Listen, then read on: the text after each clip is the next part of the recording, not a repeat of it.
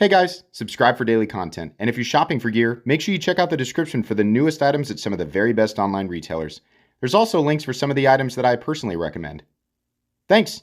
What's going on YouTube? Metal Complex here, and today I've got a really short knife review / knife overview to share with you guys. This is the Sencut Draxor, which I actually had to check a couple of times to make sure that it was the real name of the knife because it sounds like something that I would name my Diablo character.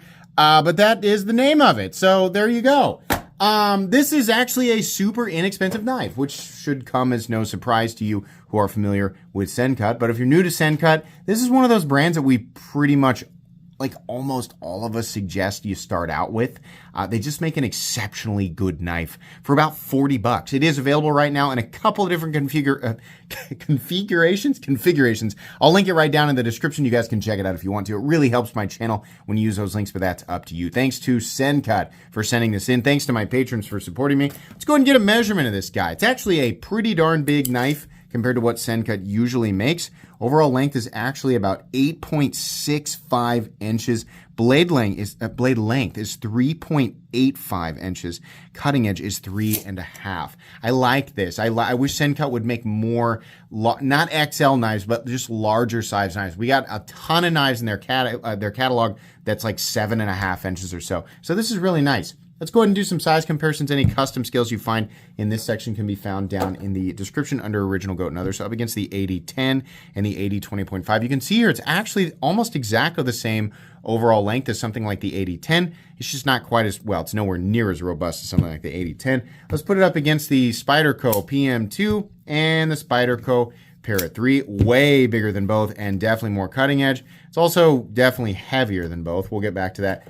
How about up against the Benchmade Group Chilliner, in this case the Ritter Hogue and the Hogue Deca. All right, so how's the action? This is a liner lock knife. You can see there, access to the liner lock is nice and cut out.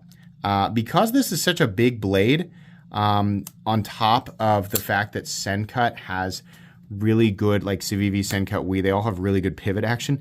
This is actually really, it's just funny that this is a $40 knife. The action's really nice. I mean, we're, admittedly, we're getting to a time period where this type of action, it just isn't spectacular anymore. But this still is a hair above what I expect at 40 bucks, even, in 2024, right? Does this feel like a Shirogorov? No. Does it feel better than the vast majority of the competition at 40 bucks? Absolutely. It's pretty awesome, honestly. No double clutch. Also, utilizing the thumb studs feels pretty natural. I do wish that they had used larger studs. I'm noticing that these studs are kind of like, we see them on a lot of Sencut models, but I also know they have bigger studs. Why they didn't use the bigger studs on a bigger model, I don't know. But admittedly, the detent's good enough that these smaller studs work fine. They're just not going to be ideal for everybody. The flipper tab, I think, works great. It's maybe a little pointy. You might feel it off the, the push button, but not bad, honestly. I mean, it's pretty knocked down, right? You can light switch it just fine. It's pretty easy. Honestly, the action's great. Carry profile, let's put it up against the Spyderco Para 3. It's maybe a hair thinner, length and height up against the PM2 and Para 3. It's a pretty big knife, folded up. I mean, you're looking at the same overall length as the PM2 closed up. Not quite as tall, but still fairly tall. Let's do weight here real quick. So your materials here, as far as, obviously the knife is the only thing on camera. I don't know why I'm stalling because I was trying to get my scale to free itself from the clutches of my iPad that would not let it go. But anyways, I was saying as far as the knife goes, and I thought that was funny. What a stupid thing to say. The knife outside of my hands is literally the only thing on screen right now. Anyways, the weight of this knife that is made up of G10, another piece of G10, steel liners, and a 9CR18 MOV blade, which you can see right there. I bet this is pretty heavy. I bet it's approaching 5. Yeah, 4.8 ounces. Now, that'll be a deal breaker for some people. For me, that's right smack dab in the middle of what I'm used to carrying. The balance on this guy is right where you're going to put your index finger, so it is nicely balanced. It's just going to be too big and too heavy for some people, not everybody. That's a decision you'll have to make for yourself. Let me go ahead and get out my tools for a hardware check. My tools are very inexpensive and very recommendable. You can find them right down in the section of my description that talks about the tools I use on this channel. as well as the pinned comment in the comment section. T8 for the pivot and T8 for the body screws, which is pretty similar to like everything that, whoops, is that one loose? That was slightly loose there. Check your hardware right when you get them. I think these might be, I always say that it feels a little, yeah. These might be a T8 Plus would be the perfect fit. A T8 will fit, but be careful. If you saw me slip there, you might need a T8 Plus, which is probably the case for a lot of Sencuts, and I've just never noticed it. But a T8 will fit. The depth is fine. Just be careful with it. As long as you have the right tools for the job, you should be good to go. And by the way, the pocket clip screws are T6. Let's go ahead and measure the blade stock thickness here. I bet you anything this is about 115. Well, let's see, 116,000, so pretty darn close. Okay, meat and potatoes time. This does look like a Draxor, kind of. Like if someone was like, what does a Draxor look like? I don't know. Is it a dinosaur? Is that what it is? It's got to be something. Every time I say that Civivi's naming stuff after made-up words, somebody's like, actually, it's a real word, and it's pretty common. So then I just feel like an idiot.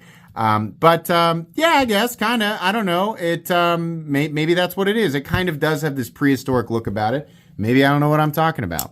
What I like about this knife is in a world, right, in a budget knife world where personality is kind of hard to come by, especially when you're getting under 50 bucks. It's got a little bit of personality. We have the two-tone G10, which will come, in a few different colorations depending on which version you get.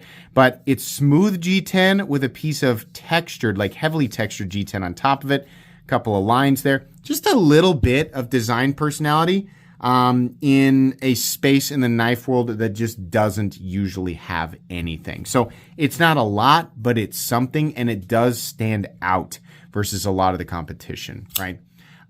Yeah, you get weird and flashy and crazy stuff with a lot of the junky brands, but that's not really what we want. This texturing does allow for gripitude, I think, to quote Nick Shabazz.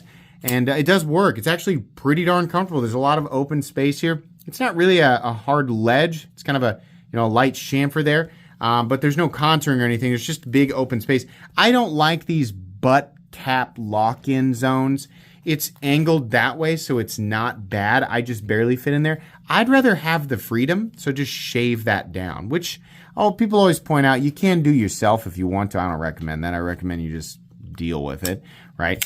But that would make it a little bit better for me. The jimping's nice, and there is a little choke-up spot right here, which feels pretty good. I like it. I think it's a good look. It's also a super utilitarian blade, kind of a toucan. I don't know what you want to call this. Just a straight edge, right? You can do your draw cuts and things like that. It's not going to slice quite as well as something that's got belly. It's also a flat ground blade, not a hollow ground blade, but it does have a nice, fairly thin factory edge. I mean, for a knife this size, I guess, it does feel reasonably thin. So yeah, your cutting tasks, things like that, doing, like cutting with cardboard or styrofoam or anything like that, it should be just fine. Your coated blades, which this isn't anything special, this is going to create slightly more drag than something that's just satin finish. So keep in mind that's going to be the case. I would also recommend the satin finish blades anyway because the HRC range is a little higher. It says Sencut on one side, 9CR 18MOV on the other, and that's pretty much it. There's really nothing else to talk about when it comes to the blade. You have ambidextrous mounting positions for the pocket clip, which is to be expected. Thank you. Appreciate that. If you're left-handed, you'll be manipulating this liner lock with your left hand, but as you can see, as a right-hand dominant person, this is no problem for me with my left hand, so it should be good to go. Can I get the left-handed reverse flick? Oh, yeah. Can we get the left-handed thumb flick? Oh, yeah. Professional knife reviewer here. Okay.